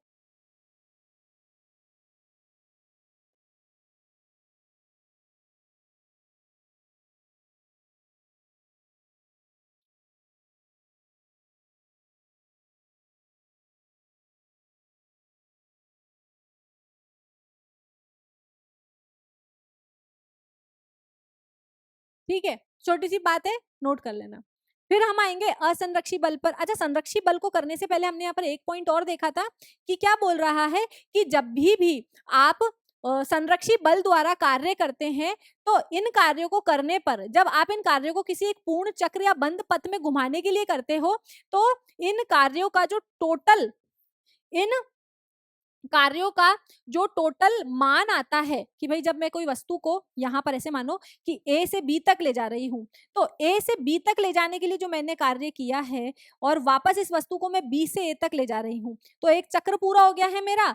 तो यहाँ पर वस्तु को जब मैं बी से ए तक लेकर के आई हूँ तो इस स्थिति में जो मैंने वस्तु को ए से बी तक ले जाने के लिए कार्य किया है और वस्तु को बी से ए तक लाने के लिए जो कार्य किया है, दोनों का मान हमेशा क्या आता है, शून्य आता है। इस चीज को हम बिल्कुल छोटी सी बात में समझ लेंगे। यहाँ पर क्या है, वस्तु के ऊपर जो आपका बल लग रहा है वो नीचे की दिशा में लगेगा। वस्तु के ऊपर जो आपका बल है, एक सेकंड पहले तो यहाँ पर घर्षण बल आ रहा है, घर्षण बल लग रहा है, तो घर्षण बल हमारा असंरक्षी बल होता है। सिचुएशन हमको दूसरी लेनी पड़ेगी। यहाँ हम क्या देखेंगे, इसको हम पीछे वाली स्लाइड पे देखते हैं। यहाँ पर जो सेकंड वाला पॉइंट है कि एक पूर्ण चक्र में जब भी आप किसी संरक्षी बल द्वारा कार्य करते हो तो पूर्ण चक्र में किए गए कार्य का मान 0 होता है। उस चीज को हम ऐसे समझ सकते हैं कि आपके पास में यहाँ पर एक तल है, इस तल के ऊपर आपने कोई वस्तु को रखा है, इस वस्तु को आप क्या करोगे, यहाँ से यहाँ तक ले जाओगे, h यहाँ से यहाँ तक ले जाओगे, a से b तक, फिर क्या करोगे, आप इस वस्तु को वापस B से A तक नीचे की तरफ लाओगे। तो यहाँ पर भी आपने जो कार्य, यहाँ पर भी जो आपने विस्थापन किया है वो H किया है और वस्तु जो है अब यहाँ पर ऊपर से नीचे तक आई है। इस स्थिति में जब आप वस्तु को A से B तक लेके गए थे तो किया गया कार्य कितना था, WAB। यहाँ पर बल कितना लग रहा है वस्तु के ऊपर, नीचे की तरफ mg बल लग रहा है, तो यहाँ पर mg आ जाएगा फोर्स का मान। विस्थापन कितना हुआ है, h हुआ है, और कॉस यहाँ पर कितना हो जाएगा भाई, आपका बल लग रहा है नीचे की तरफ, वस्तु का विस्थापन हो रहा है ऊपर की तरफ, तो कॉस 180 आ जाएगा यहाँ पर 180। कॉस 180 का मान कितना होता है, तो कॉस 180 का मान होता है -1। तो यहाँ पर ए से बी तक ले जाने के लिए जो आपने वस्तु पर कार्य किया है वो कितना हो जाएगा, वो हो जाएगा -mgh, -mgh। इसी तरीके से जो वस्तु को जब आप ऊपर से नीचे तक लेकर के आ रहे हो, बी से ए तक ला रहे हो, तो वस्तु पर जो बल लग रहा है नीचे की तरफ लग रहा है mg, नीचे की तरफ mg बल लग रहा है, और जो वस्तु का विस्थापन है वो भी नीचे की तरफ हो रहा है h, और वस्तु का विस्थापन और जो बल, आरोपित बल की दिशा है, दोनों सेम है, तो cos 0 का मान होता है 1। तो यहाँ पर वस्तु को b से a तक लाने के लिए जो कार्य किया गया है वो कितना हो जाएगा, mgh, बस प्लस का 1 है। तो यहाँ पर अगर मैं यहाँ पर टोटल कुल कार्य की गणना करूं तो कुल कार्य मेरा कितना होगा, कुल कार्य हो जाएगा मेरा WAB प्लस WBA। इसको जोड़ो आप, कितना हो जाएगा, WA का AB का मान आया है माइनस का mgh और WBA का मान आया है mgh। तो यहाँ पर जब भी संरक्षी बल द्वारा आप एक कार्य कर रहे हो किसी एक पूर्ण चक्र में, तो किए गए बल द्वारा किए गए कार्य का कुल मान कितना आ जाएगा, 0 आ जाएगा। तो यहाँ पर भी हमने ये चीज देख ली है, बहुत छोटी सी थी। अब हम असंरक्षी बल को पढ़ेंगे। असंरक्षी बल क्या होते हैं, इसका उल्टा, इसका उल्टा कर दो, असंरक्षी बल पता लग जाएगा। भाई असंरक्षी बल, असंरक्षी बल वे बल है जिनके द्वारा किया गया कार्य, कार्य पथ पर निर्भर करता है। आप किस रास्ते से, किस रास्ते से, मतलब जब आप वस्तु पर बल लगा रहे हो तो वस्तु जो है किस रास्ते पर, किस पथ से विस्थापित हो रही है, उस विस्थापन के मान पर आपके किए गए कार्य का मान अगर निर्भर कर रहा है, तो यहाँ पर किए जाने वाले बल को हम क्या बोल देंगे, असंरक्षी बल बोल देंगे। कि जब आप किसी वस्तु को एक बिंदु से दूसरे बिंदु तक विस्थापित कर रहे हैं, तो विस्थापित किए करने में जो बल आपने लगाया है, उस बल द्वारा किए गए कार्य का मान आपके पथ पर निर्भर करता है, तो किया गया कार्य जो है आपका क्या कहलाएगा, जो बल आपने लगाया है वस्तु पर वो क्या कहलाएगा, असंरक्षी बल कहलाएगा। इसके उदाहरण क्या हो जाएंगे, घर्षण बल, अवमंदन बल, श्यान बल, विद्युत धारा के कारण जितने भी जो चुंबकीय बल उत्पन्न होते हैं, सारे असंरक्षी बल होते हैं। इन बल द्वारा जब भी वस्तु पर कार्य किया जाता है, तो उस कार्य का जो मान है वस्तु के विस्थापन पर निर्भर करता है। वस्तु किस पथ से विस्थापित होती हुई आ रही है, उस बात पर ये चीज निर्भर करती है। अब हम इसका भी छोटा सा बात देख लेते हैं कि भाई असंरक्षी बल को आप कैसे बता सकते हो। यहाँ पर हम असंरक्षी बल को देख रहे हैं, दो सिचुएशंस हम यहाँ पर लेंगे। मान लो आपके पास में ये एक तल है, सिचुएशन नंबर 1, और ये दूसरा तल है, ठीक है। यहाँ पर हमको क्या करना है, इस तल पर किसी वस्तु को विस्थापित करवाना है बल आरोपित करके। तो यहाँ पर ये वस्तु हो जाएगी हमारी,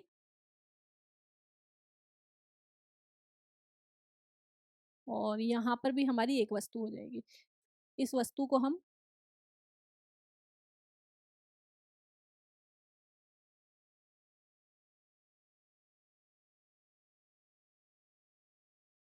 यहाँ पर एक कंडीशन हम ले रहे हैं कि जो वस्तु है वो इस दिशा में गतिमान है, जो हमारी वस्तु है वो इस दिशा में गतिमान है।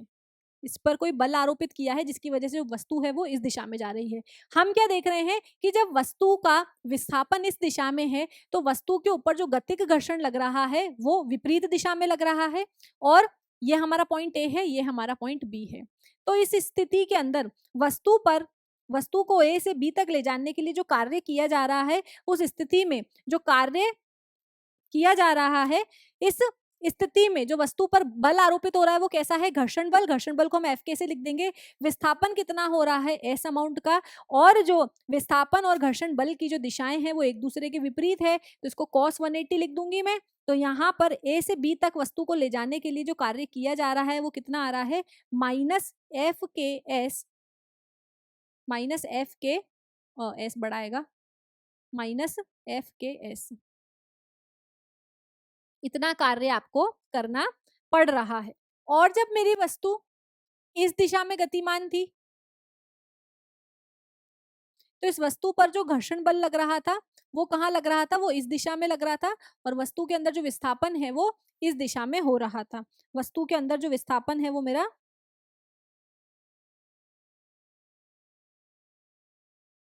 वस्तु के अंदर जो विस्थापन है मेरा इस दिशा में हो रहा था। लाइन हम वापस बना लेते हैं, ये रही हमारी लाइन। ठीक है, वस्तु के अंदर जो विस्थापन है वो इस दिशा में हो रहा था। तो जब आप वस्तु को बी से ए तक ला रहे हो तो भी वस्तु में जो कार्य किया गया है वो कितना हो जाएगा, माइनस का एफ के, क्योंकि जो आपका मान है वो क्या है, आपका जो मान है वो क्या है, जो बल आपका है उसका मान कितना है, बल का मान है आपका एफ के, क्योंकि घर्षण बल लग रहा है यहाँ पर, और विस्थापन कितना हो रहा है, एस विस्थापन हो रहा है, और cos 180 हम यहाँ पर लिख देंगे क्योंकि घर्षण बल इस दिशा में है और जो हमारा विस्थापन हो रहा है वो इस दिशा में है। जो विस्थापन हो रहा है हमारा वो इस दिशा में है। वस्तु क्या कर रही है, बी से ए की तरफ जा रही है, तो वस्तु के अंदर जो गतिक घर्षण लगेगा वो विपरीत दिशा में लगेगा, और वस्तु का विस्थापन जो है वो इस तरफ हो रहा है और घर्षण इस तरफ हो रहा है। तो दोनों के मध्य जो कोण है वो कितना है, 180 डिग्री है। यहाँ पर बी से ए तक लाने के लिए वस्तु पर कार्य कितना हो जाएगा, माइनस का एफ के एस, क्योंकि अगेन cos 180 का जो मान है वो कितना है आपका, -1 हो जाएगा। तो किया गया कार्य कितना हो जाएगा, तो यहाँ पर डेफिनेशन द्वारा हमने क्या देख लिया है कि जो असंरक्षी बल द्वारा किया गया जो कार्य है वो पथ पर निर्भर करता है। और इसका एक दूसरा पॉइंट भी क्या है कि असंरक्षी बल द्वारा किया गया कार्य एक लूप में, एक बंद लूप में किया गया कार्य, एक राउंड टिप में किया गया कार्य असंरक्षी बल द्वारा जीरो नहीं होता है। तो यहाँ पर अगर मैं इस राउंड ट्रिप की बात करूं तो मैंने क्या देखा है कि यहाँ पर मैं वस्तु को ए से बी तक लेकर गई हूँ, फिर वस्तु को वापस बी से ए तक लाई हूँ, तो एक राउंड ट्रिप हो गई, ए से बी तक लेके गई, बी से वापस ए तक लेकर के आई, तो जहां से शुरू करा वहीं ले आई, तो एक राउंड ट्रिप हो गया है। तो इस स्थिति में मेरी वस्तु द्वारा जो बल द्वारा, घर्षण बल द्वारा जो किया गया कार्य है वो कितना होगा, टोटल ए से बी और बी से ए के लिए W A B plus W B A. W A B का मान मैंने कितना निकाला है, माइनस का एफ के एस, प्लस डब्ल्यू बी ए का मान भी कितना निकाला है मैंने, माइनस का एफ के एस। इनको अगर हम सॉल्व करेंगे तो हमारे पास में किया गया कुल कार्य कितना आ रहा है, किया गया कार्य मेरे पास में कुल कार्य आ रहा है एफ के एस। तो हम क्या देखते हैं कि असंरक्षी बल वह बल है जिनके द्वारा किया गया कार्य पथ पर निर्भर करता है, उन्हें हम असंरक्षी बल बोलते हैं। अगर आप किसी वस्तु पर कार्य कर रहे हो और कार्य करते समय किसी वस्तु पर आप कार्य कर रहे हो, बल आरोपित करके उस वस्तु को विस्थापित कर रहे हो, तो आप एक पॉइंट से दूसरे पॉइंट तक ले जाने के लिए बल को किस दिशा में विस्थापित कर रहे हो और कौन से बल द्वारा विस्थापित कर रहे हो, वो अगर वैल्यू आपकी किस पर डिपेंड कर रही है, पथ के साथ में अगर किए गए कार्य की वैल्यू चेंज हो रही है तो हम क्या बोल देंगे कि जो हमारा बल है वो कैसा है, असंरक्षी बल है। इस चीज को आप ऐसे भी समझ सकते हो कि मान लो मेरे पास में एक टेबल है, इस टेबल पे मुझे एक पॉइंट है, 4 पॉइंट मान लो 1 2 3 4, तो यहाँ पर मुझे किसी वस्तु को एक से दो बिंदु पर लेकर के आना है। तो जब मैं वस्तु को एक से दो बिंदु पर लाऊंगी तो क्या करूंगी, बल आरोपित करके वस्तु पर कार्य करूंगी, तभी तो वस्तु मेरी विस्थापित होगी। तो यहाँ पर मेरे पास में इस सिचुएशन के लिए दो चीजें हैं, या तो मैं वस्तु को डायरेक्ट ए से 1 पॉइंट से 2 पॉइंट पर ले आऊं, या फिर मैं क्या कर सकती हूँ कि वस्तु को पहले 1 से 3 पर भेजूं, फिर 3 से 4 पर भेजूं, फिर 4 से 2 पर भेजूं। तो इस स्थिति में जो मुझे बल आरोपित करना पड़ेगा वो कितना हो जाएगा, जो घर्षण बल आरोपित होगा मेरा वो कितना हो जाएगा, माइनस एफ के एस हो जाएगा टोटल। भाई वस्तु का विस्थापन इस दिशा में होगा और वस्तु के ऊपर जो घर्षण बल है वो इस दिशा में लगेगा, तो सिर्फ जो मेरा W है वो एफ के एस हो जाएगा माइनस का। और लेकिन अगर मैं इस वाले केस की बात करूं तो पहले मैं वस्तु को 1 से 3 पर लेकर के जाऊंगी, फिर 3 से 4 पर लेकर जाऊंगी, फिर 4 से 2 पर लेकर के जाऊंगी, तो मुझे घर्षण बल वस्तु पर ज्यादा लगेगा। क्यों, क्योंकि एक तो पहले जब मैं यहाँ पर वस्तु को 1 से 3 तक लेके गई तो यहाँ पर जो विस्थापन हुआ, मान लो जो दूरी है सबकी बराबर है, एस एस एस दूरी है, तो इस केस के अंदर जो वस्तु विस्थापित हुई है वो कितनी हो जाएगी, वस्तु पर जो कार्य किया गया है 1 से 3 पर ले जाने के लिए वो कितना हो जाएगा, माइनस एफ के एस। क्यों होगा, क्योंकि वस्तु का जो विस्थापन है वो इस दिशा में हो रहा है और वस्तु की विपरीत गति की विपरीत दिशा में ही हमेशा आपका घर्षण बल जो है वो कार्य करता है, गतिक घर्षण बल। जब आप उसको 3 से 4 पर ले जाओगे तब भी वस्तु के अंदर जो वस्तु पर जो कार्य किया जाएगा वो कितना हो जाएगा, एफ के एस। सिमिलरली 4 से 2 पर लाओगे तब भी वस्तु पर जो कार्य किया जाएगा वो कितना हो जाएगा, एफ के एस। इसको जब आप सॉल्व करोगे तो टोटल किया गया कार्य किस पर निर्भर कर रहा है, टोटल किया गया कार्य का मान कितना आ रहा है, 1 एफ के एस, 2 और 3।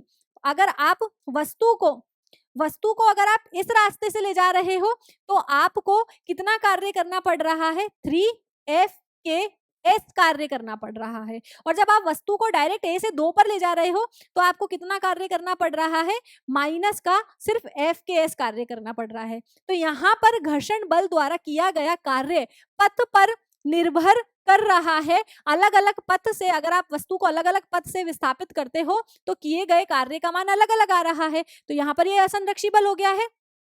और दूसरी चीज क्या है कि असंरक्षी बल के अंदर आप जितना भी कार्य करते हो तो उस असंरक्षी बल में किए गए कार्य का एक राउंड ट्रिप में जो आप कार्य कर रहे हो असंरक्षी बल द्वारा उसका जो मान है वो शून्य नहीं होगा।